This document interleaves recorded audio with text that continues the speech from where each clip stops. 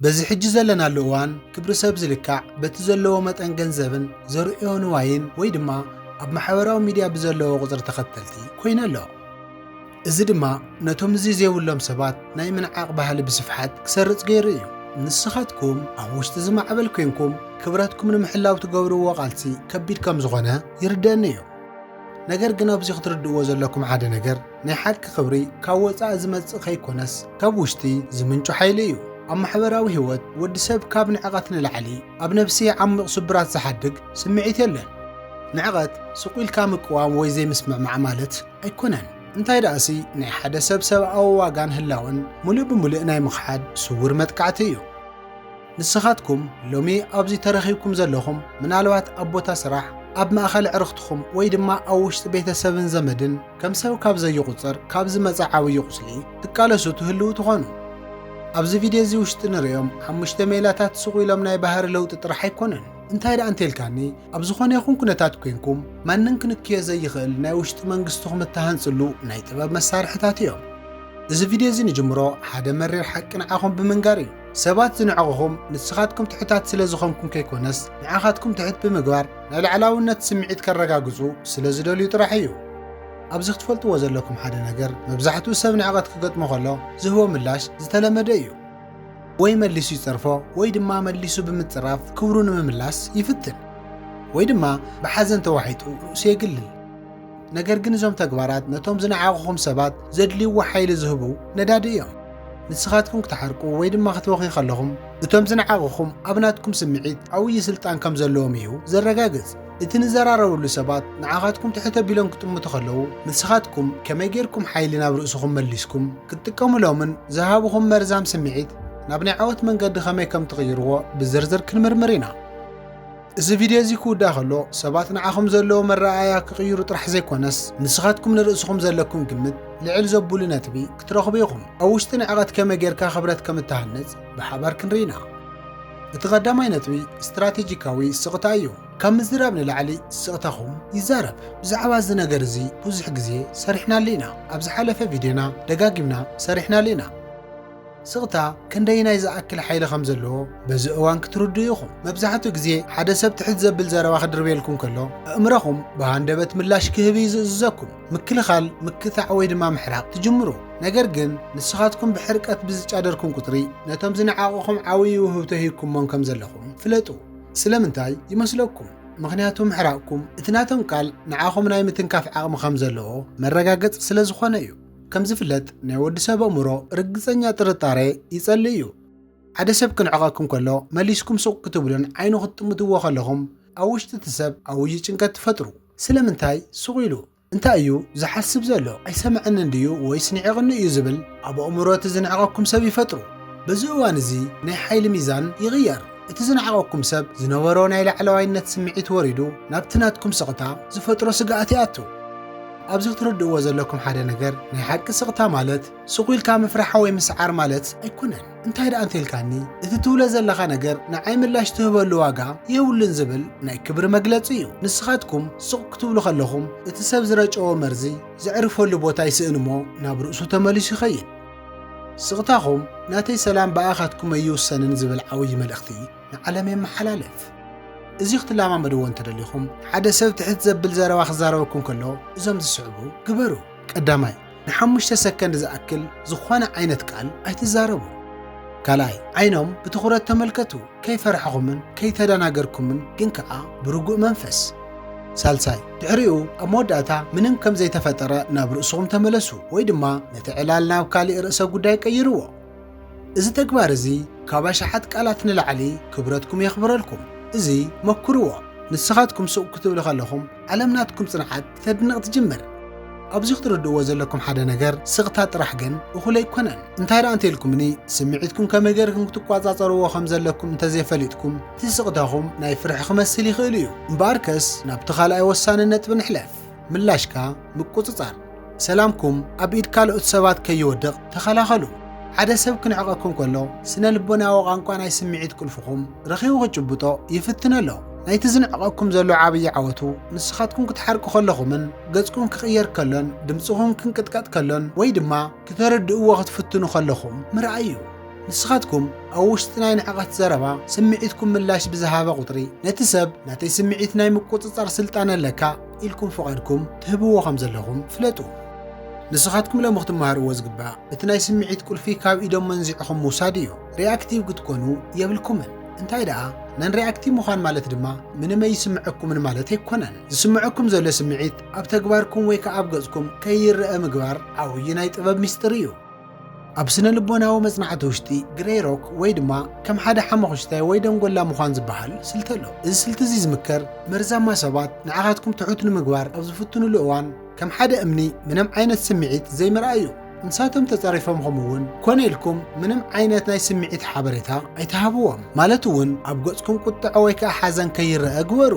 ንስኻትኩም መሰልቸውን ምንም ዓይነት ስምዒት ዘይህብ ምላሽ ክትህቡ ከለኹም እቲ ዝነዓቐኩም ሰብ ንዓኻትኩም ትሕት ብምግባር ዝረኽቦ ዝነበረ ሓጎስ የቋርጽ። ኣብዚ ክትፈልጥዎ ዘለኩም ሓደ ነገር ናይ ወዲ ሰብ ባህሪ ትኹረት እዩ ዝደሊ።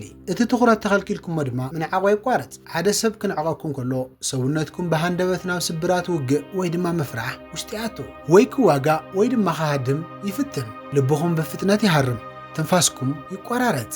በዚ እዋን እዚ ትህብዎ ዝኾነ ይኹን ምላሽ ናይ ተሸናፍነት እዩ ዝኸውን። ንስኻትኩም ግን በዛ ቅጽበት እዚኣ ትንፋስኩም ተቋጻጸሩ። ነዊሕን ዓብይን ትንፋስ ናብ ውሽጥኹም ብምውሳድ ኣእምሮኹም ከም ዝረጋጋእ ግበሩ። ንስኻትኩም ክትረጋግኡ ከለኹም እቲ ተዓዛቢ ወይ ከዓ ዝንዕቐኩም ሰብ ይደናግር። እንታይ ኮይኑ እዩ ሰብኣይ ዓብዪ ድዩ ኢሉ ባዕሉ ክሓትት ይግደድ። እቲ ናትኩም ምርግጋእ ካብ 10,000 ምጭዳር ንላዕሊ ድምፂ ኣለዎ። ርጊኢልኩም እሺ ካሊእ እንታይ ኣሎ ኢልኩም ክትሓቱ ከለኹም እቲ ዝነዕቐኩም ሰብ ዝሓዘ ኩናት ናብ ርእሱ ተመሊሱ ይወግኦን ይሰብሮን። እቲ ካልእ ዓብዪ ስልቲ ድማ ንዕቐት ናብ ሕቶ ብምቕያር ነቲ ዝነዓቐኩም ሰብ እቲ ሒዝዎ ዝመፀ መሳርሒ ምፍታሕ እዩ። ንኣብነት ሓደ ሰብ ንዓኻ እዚ ይርድአካን ኢሉ ክንዕቐካ ከሎ ካብ ምሕራቕ ንላዕሊ ብዝረግአ መንፈስ እዚ ክትብል ከለኻ እንታይ ማለት እዩ ብውልቂ ከተርድአኒ ትኽእል ዶ ኢልኩም ሕተቱ። ሕቶ ብዝሓተትኩም ቁፅሪ ነታ ኩዕሶ ናብ ሜዳኦም ትድርብይዋ ኣለኹም ማለት እዩ። እቲ ዝንዕቕ ሰብ ነቲ ንዕቐቱ ብምኽንያት ከርድኦ ኣይኽእልን እዩ። ምኽንያቱ ንዕቐት ባዓርሱ ምኽንያት ዝጎደሎ ስምዒት ስለ ዝኾነ ክፍታሕ ከሎ ድማ ባድኖት ይገልጽ። ንስኻትኩም ከይጸረፍኩምዎ ንሱ ባዕሉ ርእሱ ከም ዘቃልዕ ትገብርዎ ኣለኹም። እዚ ስልቲ እዚ ንዓኹም ካብ ምክልኻል ናብ መሪሕነት የሰጋግረኩም። ኣብ ልዕሊ እምባ ደው ዝበለ ሰብ ኣብ እግሪ እምባ ኮይኑ ዝጫድር ሰብ ከም ዘይሰምዖ ንስኻትኩም እውን ርእስኹም ካብቲ ንዕቐት ንላዕሊ ልዕል ኣቢልኩም ሕሰቡ። ሓደ ሰብ ጸሪፍኒ ወይ ንዕቕኒ ኢልኩም ምላሽ ኣይተሃቡ። ምላሽ ትህቡ እንተደኣ ኮንኩም ናብ ናቱ ደረጃ ወሪድኩም ኣለኹም ማለት እዩ። ናትኩም ደረጃ ግን ካብኡ ንላዕሊ እዩ። ሎሚ ቃልእተው ንዝኾነ ይኹን ታራ ዘረባ ምላሽ ንዘይምሃብን ክቡር ግዜኹምን ስምዒትኩምን ኣይተጥፍኡ። ኣብዚ ክትፈልጥዎ ዘለኩም ሓደ ነገር ክብረትኩም ዘሎ ኣብ ምላሽኩም ከይኮነስ ምላሽ ብዝሃብኩምዎ ውሽጢ እዩ። እቲ ሳልሳይ ነጥቢ ርእስኻ ኣብ ምዕባይ ምትኳር። እቲ ዝበለጸ ሕነ ምፍዳይ ዓብዪ ዓወት እዩ። ሰባት ክንዕቑኹም ከለዉ ዝደርበይልኩም ዘረባ ከም ሓዊ ከንድደኩም ይኽእል እዩ። ነገር ግን ንስኻትኩም ብልሓተኛታት እንተደኣ ኮንኩም እቲ ሓዊ ኣብ ውሽጥኹም ዘሎ ዝበለጸ ናይ ምዃን ድልየት ንምጉሃር ከም ነዳዲ ትጥቀሙሉ ኢኹም። ከም ዝፍለጥ መብዛሕትኡ ሰብ ክነዓቅ ከሎ ተስፋ ይቖርጽ ወይ ድማ ከፍ ኢሉ ይሓዝብ። ንስኻትኩም ግን ዝተፈለኹም ኢኹም። ናይ ሰባት ንዕቐት ኣይትኽእልን ኢኻ ዝብል ድምፂ ክኸውን ከሎ ንስኻትኩም እቲ ድምፂ ሰሚዕኹም ከም ዝኽእል ከሪአኩም እየ ዝብል ናይ ውሽጢ ቃል ኪዳን እተኣስሩሉ ኣጋጣሚ እዩ። ንዕቐት ነቲ ናትኩም መንነት ኣይገልጽን እዩ። ንምንታይ ደኣ ይገልጽ ተኢልኩምኒ ንዓወትኩም ዘድሊ ናይ ቃልሲ ድራይቨር ይህበኩም። ሎሚ ምብካይ ኣቋርጽ እሞ ንናይ ጽባሕ ዓወትኩም ክትጎዩ ጀምሩ። ኣብዚ መስርሕ እዚ ውሽጢ ሓደ ወርቃማ ሕጊ ኣሎ። ትሰርሑ ከም ዘለኹም ንማንም ሰብ ኣይትንገሩ። እቶም ዝነዓቑኹም ምንም ኣይሰርሕኻን ኢሎም ክባጭውልኩም ከለዉ መሊስኩም ይሰርሕ ኣለኹ እየ ኢልኩም ኣይትከራኸሩ። ብኣንጻሩ ብስቕታ ስራሕኩም ቀጽሉ። ፍልጠትኩም ኣዕብዩ፣ ክእለትኩም ኣማዕብሉ፣ ብኢኮኖሚ ርእስኹም ኣጠናኸሩ። ንስኻትኩም ብስቕታ ክትሰርሑ ከለኹም እቲ ውፅኢት ዓብዪ ድምፂ ኮይኑ ክጫድር እዩ። ጽባሕ ንስኻትኩም ዝበጽሕኹም መልዕልና ክርእዩ ከለዉ እቲ ንዕቐቶም ናብ ድንጋጸን ክብርን ክቕየር እዩ። እቶም ዝነዓቑኹም ሰባት ከመይ ኢሉ ክኸውን ይኽእል ኢሎም ኣፎም ከም ዝሕዙ ግበርዎም። እቲ ናትኩም ናይ ቃላት በዝሒ ከይኮነስ እቲ ናትኩም ጭቡጥ ውፅኢት እዩ። ወዲ ሰብ ለውጢ ይፈርሕ እዩ። ሓደ ሰብ ንዒክምዎ ከለኹም እቲ ሰብ ተለዊጡን ተዓዊትን ክትርእዩ ከለኹም ኣብ ናይ ባዕልኹም መንነት ጥርጣሬ ኣትወኩም እዩ። ነዚ እውን ርእስኻ ምዕባይ እቲ ዝዓበየ ሕነ ምፍዳይ ዝበሃል። ኣካላዊ ግልወትኩም ክውስኽ ከሎ ከዳድናኹም ክመሓየሽ ከሎ ኣዘራርባኹም ክሰልጥ ከሎ ከምኡውን ናይ ገንዘብ ዓቕምኹም ሓፍ ክብል ከሎ እቶም ዝነዓቑኹም ሰባት ኣብ ውሽጦም ይሰዓሩ ንዓኹም ትሕቶ ቢሎም ክርእኹም ኣይኽእሉን ስለምንታይሲ ንስኻትኩም ኣብ ዝሃነፅኩም ሓድሽ መንነት ውሽጢ ንሳቶም ቦታ ይብሎምን እቶም ዝነዕቑኹም ሰባት ብዛዕባኹም ሕማቕ ነገር እናወረዩ ግዜኦም ከባኽኑ ከለዉ ንስኻትኩም ግን እቲ ግዜ ንመጽናዕትን ንስራሕን ንጥዕናኹምን ትጥቀምሉ ንዕቐት ንዓኹም ዝተዋሃበ ተወሳኺ ሰዓት እዩ ስለምንታይ ይመስለኩም ምስ ሰብ ንምጽዋት ወይ ድማ ተቐባልነት ንምርካብ ተጥፍኦ ግዜ ርእስኹም ናብ ዝቕጽል መድረኽ ንምስግጋር ስለ ተውዕልዎ እዩ ሎሚ ትሕቶ ቢሎም ዝርእኹም ሰባት ጽባሕ ነቲ ናትኩም ቪድዮ ንምርኣይ ወይ ድማ ዝሰርሕኹምዎ ውፅኢት ንምስማዕ ሰልፊ ክሕዙ ግበርዎም እቲ ዝዓበየ ስራሕኹም ሎሚ ካብ ዘለኹምዎ ቦታ ጽባሕ ምርካብ ከይኮነስ ሎሚ ካብ ዘለኹምዎ ተሓሳስባ ጽባሕ ዝሓሸ ኮይንኩም ምርካብ እዩ እቲ ራብዓይ ነጥቢ ወሰን ወይ ድማ ዶብ ምኽባር እዩ ደብኩም ዘየኽብር ስቕታ ፍርሒ እዩ ኣብቲ ቀዳማይ ነጥቢ ስትራቴጂካዊ ስቕታ ተዘራሪብናሉ ነርና ነገር ግን ስቕታ ጥራሕ እኹል ዘይኾነሉ እዋን ኣሎ ኢልና ነርና ገሊኦም ሰባት ናትኩም ስቕታ ከም ፍርሒ ወይ ድማ ከም ድኽመት ክርእይዎ ይኽእሉ እዮም ንስኻትኩም ስቕ ኣብ ዝበልኩምሉ ቁፅሪ ንዕቐትኩም ዝሰፍሐሉ ደብኩም ዝጠሓሰሉ ናብ ናትኩም መንነት ዝኣትውሉ ሰባት ኣለዉ እዚ እዋን እዚ ድማ ወሰን ምግባር ወይ ድማ ዶብ ምግባር ዘድሊ ኣብዚ ክትርድእዎ ዘለኩም ሓደ ነገር ወሰን ወይ ዶብ ምግባር ማለት ምፅራፍ ወይ ድማ ምጭዳር ማለት ኣይኮነን እንታይ ደኣ እንተልኩምኒ ካብዚ ንላዕሊ ክትከይደ ይፈቕደልካን እየ ዝብል ንጹርን ጽኑዕን መልእኽቲ ንኻሊእ ሰብ መሃብ ማለት እዩ ደብኩም ዘይተኽብሩ ተኾንኩም ሰባት ንዓኹም ምርጋጾም ክቕጽሉ እዮም ብዙሓት ሰባት ዶብ ንምስማር ክፍትኑ ከለዉ ዝጋገይዎ ብሕርቃን ወይ ከዓ ስምዒታውያን ስለ ዝኾኑ እዩ ክትጫድሩ ከለኹም ድምፅኹም እምበር እቲ ዘረባኹም ክብደት ይህልዎን እዩ ናይ ሓቂ ወሰን ወይ ድማ ዶብ ዝግበር ብርግኣትን ብዝኸበደ ድምፅን እዩ ሓደ ሰብ ትሕት ዘብል ዘረባ ክዛረበኩም ከሎ ዓይኑ ትኹር ኢልኩም ብምጥማት እዚ ዘረባ እዚ ንዓይ ዝግበአኒ ኣይኮነን ካብ ሕዚ ንድሓር ደጊምካ ከምዚ ዓይነት ክትዛረበኒ ኣይደልን ኢልኩም ብውልቀ ንገርዎ ኣብዚ እዋን እዚ በጃኻ ወይ ድማ ይቅርታ ዝብል ቃላት ኣይትጠቐሙ እንተዘይኮነስ ትእዛዚኹም ትህቡ ዘለኹም ንስኻትኩም ብርጉእ መንፈስ ደብኩም ክተስምሩ ከለኹም እቲ ዝንዕቐኩም ሰብ ነቲ ናትኩም ናይ ውሽጢ ጽንዓት ክርእዩን ክርድኦን እዩ ኩል ግዜ ወሰን ዝግበር ብዘረባ ጥራሕ ኣይኮነን ሓደ ግዜ ተግባርኩም እውን ካብ ቃላትኩም ንላዕሊ ይዛረብ እዩ ሓደ ሰብ ዘይግባእ ንዕቐት ከርእየኩም ከሎ ካብ ዘለኹምዎ ቦታ ተሲኢኹም ብምኻድ ወይ ድማ እቲ ሰብ ካብ ህይወትኩም ምግላል ዓብዪ ወሰን እዩ ናትኩም ምህላው ክብርኹም ከም ዝኾነ እቲ ክብሪ ዘይፈልጥ ሰብ ድማ ናትኩም ምስኣን ወይ ድማ ናትኩም ምጉዳል ክስምዖ ግበሩ ኣይተቃባጥሩን ወይ ድማ ትኹረት ንምርካብ ኣይትፈትኑ ንስኻትኩም ርእስኹም ክተግልሉ ከለኹም እቲ ሰብ ናትኩም ዋጋ ክርድኦ ትገብርዎ ኣለኹም ሓደ ግዜ ካብቶም ዝንዕቑና ሰባት ዘለና ዓሚቕ እስስር ወይ ድማ ረብሓን ጥቕማጥቕምን ምኽንያት ክኸውን ይኽእል እዩ እዚ ሰብ እዚ እንተተቐይሙንኸ ወይ ድማ እዚ ሰብ እዚ እንተረሓቐንኸ ዝብል ፍርሒ ንንዕቐት ማዕጾ ይኸፍት እዩ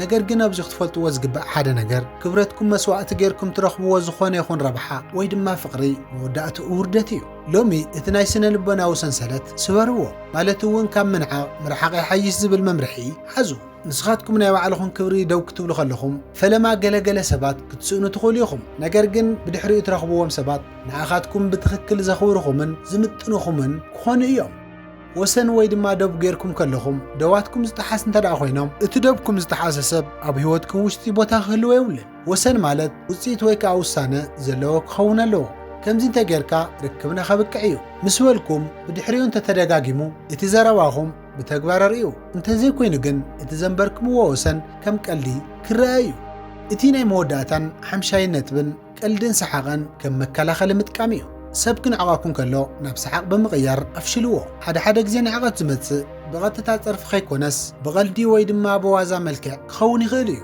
እቲ ዝነዓቐኩም ሰብ ንዓኹም ትሕት ኣቢሉ ተዛሪቡ ካልኦት ሰባት ክስሕቑልኩም ይፍትን በዚ እዋን እዚ ሱቕ እንተዳኢልኩም ዝተሰዓርኩም ትመስሉ እንተጫዲርኩም ድማ ቀልደይ ትፈልጥ እንዲኻ ተባሂልካ ትንቀፍ ኣብዚ እምበር ውይቲ ወይ ድማ ብልሓተኛ ቀላዲ ምዃን ዘድሊ ነቲ ንዕቐት ብሰሓቕን ብዋዛን ክተፍሽልዎ ከለኹም ነቲ ዝነዓቐኩም ሰብ መንፈሱ ትሰብርዎ ኣለኹም ንስኻትኩም ኣብ ገዛ ርእስኹም ክትስሕቑን እቲ ነገር ዘይተጨነቕኩም እንተኾንኩም እቲ ንዕቐት ኣባኹም ዝዓርፈሉ ቦታ ይስእን ሓደ ሰብ ኣንኢሱ ክባጨወልኩም ክፍትን ከሎ ብፍሽኽታን ብርጉእ መንፈስን ነቲ ዘረባ ናብኡ መልስዎ ንኣብነት እዚ ኮ ትኽእሎ ይመስለልን ኢሉ እንተኒዕቑኩም የምስግነካየ ብዛዕባ ናተይ ክእለት ካባይ ንላዕሊ ተጨኒቕካ ስለ ዝመርመርካኒ ሕጉስ እየ ኢልኩም ብሰሓቕ መልሱሉ ከምዚ ዓይነት መልስታት ነቲ ዝነዓቐካ ሰብ ናብ ምድንጋር የእትዎ እዩ ምክንያቱ ድማ ንስኻ ይሓረቅካን ኣይሓፈርካን ብኣንጻሩ በቲ ኩነታት ትዘናጋዕ ኣለኻ እዚ ሃይ ስታተስ ወይ ድማ ናይ ልዑል ስብእና ምልክት እዩ ሓደ ግዜ ድማ እቲ ዝንዕቕ ሰብ ዝተዛረቦ ነገር ከም ዝደግም ብምግባር ክትሕፍርዎ ትኽእሉ ኢኹም። ይቅርታ እቲ ዝበልካዮ ነገር ስለ ዘይተረድአኒ ደጊምካ ርድአኒ ኢልኩም ብርጉእ መንፈስ ሕተትዎ። ኣብዚ ሓደ ፀርፊ ወይ ከዓ ንዕቐት ንኻልኣይ ግዜ ክድገም ከሎ እቲ ፈለማ ዝነበረ ናይ ዋዛ መልክዕ የጥፍኦ እሞ እቲ ክፍኣቱ ድማ ይጋለጽ። በታ ቅጽበት እቲኣ ናይ ኩሉ ሰብ ትኹረት ናብቲ ዝንዕቕ ሰብ ክዘዋወር ትገብርዎ። ንስኻትኩም ከይሓረቕኩም ንሱ ባዕሉ ብናቱ ዘረባ ከም ዝሕነቕ ጌርኩም ኣለኹም ማለት እዩ። ክቡራት ተኸታተልትና ክሳብ ሕጂ ምሳይ ስለ ዝጸንሐኹም ናይ ሓቂ ቦነስ ሓደ ተወሳኺ ቲፕ ክውስኸኩም። ዘለኩም ዋጋ ፍለጡ። ክብረትኩም ዝምንጩ ካብ ውሽጥኹም እምበር ካብ ኣፍ ሰባት ኣይኮነን። እዚ ሕጂ ዝነግረኩም ዘለኹ ተወሳኺ ነጥቢ ወይ ድማ ቦነስ እቶም ክሳብ ሕጂ ዝረኣናዮም 5 ሜላታት ዝሰርሑ ንስኻትኩም ኣብ ውሽጥኹምን ርእስኹምን ዘሎ ግምት ጽኑዕ ክኸውን ከሎ ጥራሕ እዩ። ሰባት ዝንዕቑኹም ናትኩም ዋጋ ስለ ዝጎደለ ኸይኮነስ ናይ ዓርስኹም መንነት ስለ ዝተጎድአ እዩ። ኣብዚ ሓደ ኣብነት ክነግረኩም። ሓደ ኣልማዝ ወይ ዲያመንድ ኣብ ውሽጢ ጭቃ እንተወዲቑ ኣልማዝነቶ ይቕየርን። እቲ ጭቃ ናይቲ ኣልማዝ መልክዕ ክጋረዶ ይኽእል ይኸውን እምበር ዋግኡ ከጉድሎ ይኽእልን እዩ። ንስኻትኩም እውን ከምዚኹም ናይ ሰባት ንዕቐት ነቲ ናትኩም መንነት ክገልጽ ኣይትፍቀድሉ። ሰላምኩምን ክብረትኩምን ኣብ ኢድ ሰባት እንተኾይኑ ንስኻትኩም ናቶም እሱራት ኢኹም። ሎሚ ግን ነቲ ዝተሓላለኸ ሰንሰለት ትብጥስሉ መዓልቲ እዩ። ኣንበሳ ኣብ ውሽጢ ጫካ ክጓዓዝ ከሎ ዝብኢ እንተጫደረ እኳ ደው ኢሉ ኣይከራኸሮን እዩ። ስለምንታይ ሲ? ምኽንያቱ ኣንበሳ ምዃኑ ንምርግጋጽ ናይ ዝብኢ ምስክርነት የድልየን እዩ። ንስኻትኩም እውን ብዛዕባ መንነትኩምን ብዛዕባ ጽንዓትኩምን ብዛዕባ መልክዕኹምን ካብ ሰባት መረጋገጺ ኣይትጸበዩ። ሰባት ኣኽቢርኩምዎምን ኣናዓቅኩምዎምን ንስኻትኩም ዘለኩም ዋጋ ዘይቕየር ምዃኑ ፍለጡ። ከምዚ ዓይነት ኣተሓሳስባ ከተማዕውሉ ከለኹም ናይ ሰባት ንዕቐት ከም ንፋስ በቲ እዝንኹም ዝሓልፍ እምበር ናብ ልብኹም ኣይበጽሕን እዩ። ኣብ መወዳእታ እውን ንስኻትኩም ንዓብዪ ዕላማ ከም ዝተፈጠርኩም እመኑ። እቶም ዝነዓቑኹም ሰባት ነቲ ናትኩም ጉዕዞ ከዳናቕፍዎ ዝመፁ ኸይኮኑስ ንዓኹም ብዝበለጸ ሓያላት ንምግባር ዝመፁ ስነ ልበናዊ ፈተናታት እዮም። ብስቕታኹም ኣዳናግርዎም፣ ብዓወትኩም ኣድምምዎም፣ በቲ ቁኑዕ መስመርኩም ርእስኹም ኣኽብሩ። ነገር ግን ብውሽጥኹም ኩሉ ግዜ ንጉስ ምዃንኩም ፍለጡ። ርእስኹም ክተኽብሩ ከለኹም ዓለም ንዓኹም ክተኽብር ትግደድ እያ። ካብ ሎሚ ጀሚርኩም ክሳድኩም ልዕል ኣብሉ። ምኽንያቱ ንስኻትኩም ብናይ ማንም ንዕቐት ትሕትብሉ ኣይኮንኩምን። ነዚ ቪድዮ እዚ ክሳዕ እዚ ሰዓት እዚ ምሳይ ስለ ዝጸናሕኹም ንርእስኹም ዓብዪ ምስጋና ይግብአኩም እዩ። ስለምንታይ ይመስለኩም? ብዙሓት ብንዕቐት ተሳዒሮም ብኣውያት ክተርፉ ከለዉ ንስኻትኩም ግን መፍትሒ ንምድላይ ኩል ግዜ ኣብዚ ትርከቡ ኣለኹም። ሕጂ እዚ ቪድዮ እዚ ምስ ተወድአ ኣብቲ ዝተለመደ ህይወትኩም ክትምለሱ ከለኹም ሓደ ነገር ክትዝክሩ ይደሊ። ንስኻትኩም ካብቲ ዘጋጠመኩም ንዕቐት ንላዕሊ ኢኹም። ናይ ሰባት ኣረኣእያ ንዓኹም ክገልጸ ይኽእልን። ሎሚ ዝተምሃርናዮም እዞም 6 ነጥብታት ስቕ ኢሎም ሓበሬታታት ኣይኮኑን። ኣብ ኢድኩም ዘለዉ ናይ ክብርኹም መሐለዊ መሳርሕታት እዮም። ካብ ሰከንድ እዚ ጀሚሩ ማንም ሰብ ንዓኻትኩም ትሕት ኣቢሉ ክርእየኩም ዝሃብኩምዎ ፍቓድ ብወግዒ ሰሪዝኩምዎ ኣለኹም። ንስኻትኩም ዝተፈጠርኩም ኣብ ትሕቲ ጽላል ካልኦት ክትነብሩ ኸይኮነስ ናይ ባዕልኹም ብርሃን ክተብርሁ እዩ። ክቡራት ናይ ቻነልና ተኸታተልቲ ክሳብ ሕጂ ምሳይ ስለ ዝነበርኩም ካብ ልቢ የምስግን። ካልኦት ሰባት ክጥቀሙሉ እዮም ኢልኩም ተሓሲብኩም ሳብስክራይብ፣ ላይክን ከምኡውን ሼር ብምግባር ምሕዝነትኩም ኣርዩ። ክሳዕ መወዳእታ ስለ ተኸታተልኩምኒ ኣብ ዘለኹም ሰላም ኩነለይ ቻው።